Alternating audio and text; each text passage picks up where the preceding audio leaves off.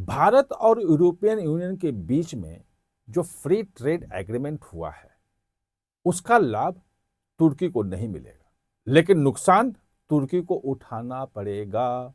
तो एकदम दोनों अलग अलग चीजें हैं, लेकिन इसी में जुड़ी हुई हैं।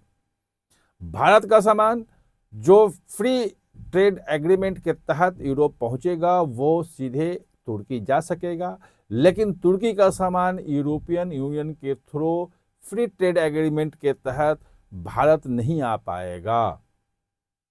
ये पूरा क्या मामला है, इसको हम बिटवीन द लाइंस जो एफटीए की पूरे जो डॉक्यूमेंट्स हैं उसको बिटवीन द लाइंस हम समझने की कोशिश करेंगे। लेकिन उसके पहले अनुरोध है कि आप हमारे चैनल को सब्सक्राइब कर लीजिएगा, बेल आइकन बटन दबाइएगा और कमेंट जरूर कीजिएगा, क्योंकि आपके कमेंट बटन बहुत महत्वपूर्ण होते हैं।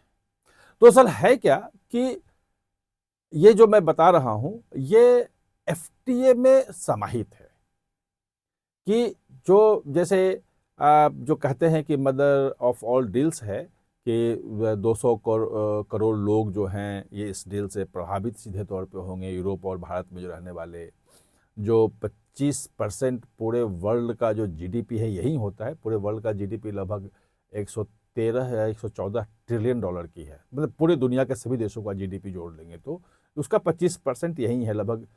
इसका मतलब यह है कि 30 ट्रिलियन डॉलर 32 ट्रिलियन डॉलर की लगभग ये इकोनॉमी है ये, जिसमें एफटीए में कवर होता है। और भारत से जो 97% सामान जाएगा, 97% ज़्यादा, हुआ तो जीरो ड्यूटी पे जाएगा या बहुत कम ड्यूटी पे जाएगा, यानी कि सस्ता सामान भारत में से वहाँ सप्लाई होगा। और यूरोप से जो सामान आएगा वो लगभग 90% सामान है जो जीरो ड्यूटी पे आएगा या कम ड्यूटी पे आएगा। अब ये हो रहा था कि चूंकि एक कस्टम यूनियन बनाया हुआ है तुर्की ने, तो उस कस्टम का जो समझौता है यूरोपियन यूनियन के साथ, उसका लाभ तुर्कियों को मिलेगा। और तुर्की भी सोच रहा था कि भारत में उस कस्टम यूनियन के थ्रू यूरोप के यूनियन के मार्फत, यूरोप के मार्फत भारत अपना सामान भेज सकें, लेकिन वो नहीं होगा। भारत का जो भी सामान चाहे जीरो ड्यूटी पे जाए चाहे कम ड्यूटी पे जाए, जिस ड्यूटी पे जाए, यूरोपियन यूनियन अगर गया तो वो सामान तुर्की के बाजार में पहुंचेगा, तुर्की में उसी रेट पे बिकेगा। उसमें अलग से वो तुर्की कोई ड्यूटी नहीं लगा सकता है, क्योंकि ये सामान भारत से आया है।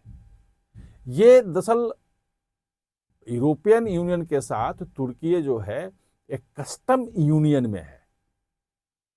यूरोप का पार्ट नहीं है तुर्की, उसका कस्टम यूनियन जो है उसका पार्ट है और उसके तहत उसमें समझौता हुआ है, और ये एफटीए में कवर नहीं होता है।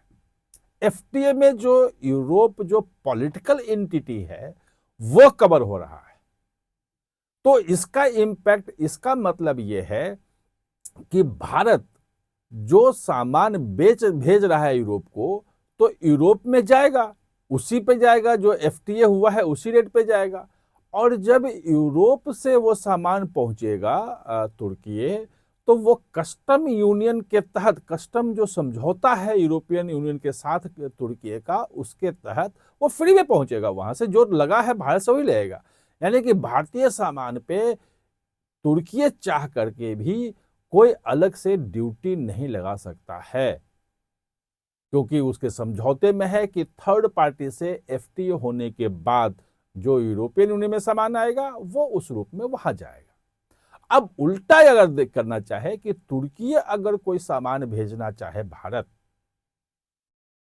यूरोप के देशों के मार्फत, क्योंकि यूरोपियन यूनियन से साथ में है, कि यूरोप में कस्टम फ्री सामान वहां से भेज दिया कम ड्यूटी पे, और यूरोप से उसको भारत निर्यात कर दे, तो ये संभव नहीं हो पाएगा। क्योंकि भारत ने उसमें क्लाउज जो एफटीए का है, माइन्यूट में अगर जाएंगे तो उसमें साफ साफ है कि कोई भी थर्ड कंट्री यूरोपियन यूनियन के साथ इस एफटीए का लाभ नहीं उठा सकता है कि एफटीए के थ्रू भेज दे। उसमें ओरिजिन ऑफ प्रोडक्ट जरूर देखा जाएगा। ओरिजिन ऑफ प्रोडक्ट का मतलब यह है कि वो सामान दरअसल बना कहां, निकला कहां से, कहां से भारत आ रहा है वो महत्वपूर्ण नहीं है। अगर यूरोपियन यूनियन की कोई कंपनी जो है किसी भी देश की, फ्रांस की हो, जर्मनी की हो, किसी भी देश से अगर कोई सामान भारत भेजा जाता है तो उस पे सीधे सीधे एफटीए वाला जो शुल्क है वो नहीं लगेगा। उसमें यह देखा जाएगा कि वो सामान कहीं तीसरे यूरोपियन यूनियन के बाहर के देश से तो नहीं आ रहा है। और अगर तुर्की से आ भी रहा हो तो भी तुर्की के सामान पे जो भारत में टैरिफ लगता है वो टैरिफ उस पर अप्लाई हो जाएगा। मतलब कि जो लाभ है एफटीए का वो तुर्की नहीं उठा सकता।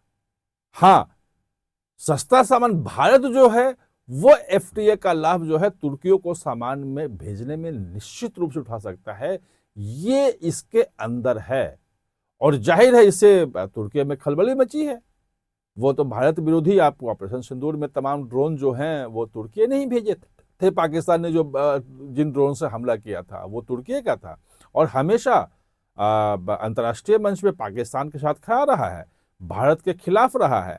पहलगांव हमले में एक न्यूट्रल जांच की जो मांग थी उसका समर्थन जो है वो तुर्की कर रहा था। तुर्की लगातार, और सऊदी अरब के साथ मिलकर नाटो, इस्लामिक नाटो बनाने की बात तो है ही, क्योंकि नाटो का सदस्य होने के नाते तुर्की के पास अत्याधुनिक हथियार बनाने के कारखाने हैं। मतलब बहुत उसका जो डिफेंस इंडस्ट्री है वो काफ़ी स्ट्रांग है।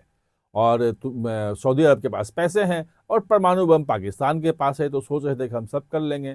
खैर, उसमें अलग खेल हो गया, यूएई और भारत ने मिलकर अलग खेल कर दिया है, वो एक अलग विषय हो जाएगा। अभी तो यही है कि जो एफटीए का लाभ है वो तुर्की में सामान भेजने में भारत को मिलेगा और तुर्की अगर उसका लाभ लेना चाहेगा तो उसको लाभ नहीं मिलेगा। आप हमारे साथ जुड़े इसके लिए बहुत बहुत धन्यवाद।